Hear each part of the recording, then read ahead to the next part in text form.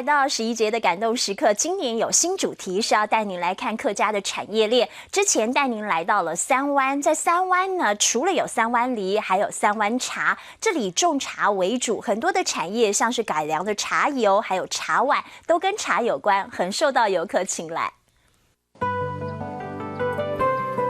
苗栗三湾相当淳朴，这个以东方美人茶为主的客家庄，跟茶相关的产业很流行，像是茶油就大受欢迎。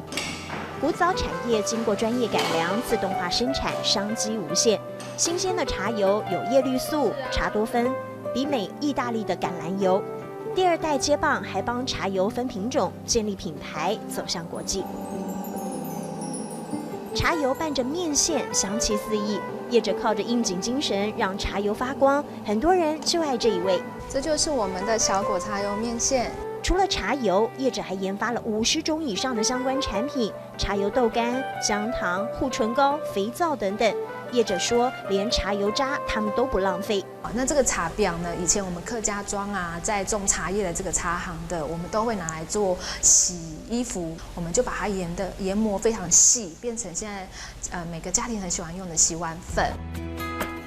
三湾的茶叶可以做茶，果实可以榨油，连三湾烧也能够做成茶碗，跟茶产业沾上边。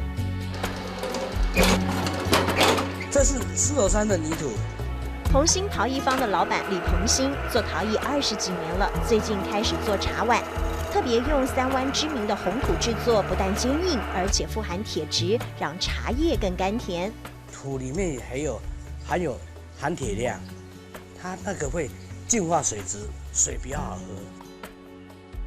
为了让茶碗更有客家味，他还特别用桐花装点，让人一看就知道这个可是 Made in 客家庄。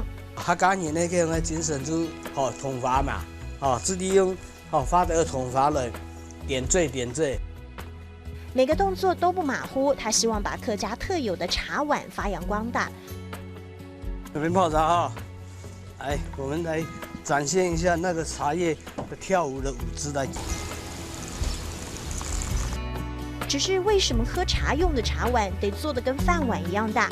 主要也是客家人勤俭，一碗两用，所以茶碗也有着客家简朴的精神。茶香一条街的底蕴在层层淬炼的茶油里沉淀，清甜苦涩带出面线的淡雅。才回神金黄茶汤已经在三湾烧的茶碗里激荡另一段感动时刻。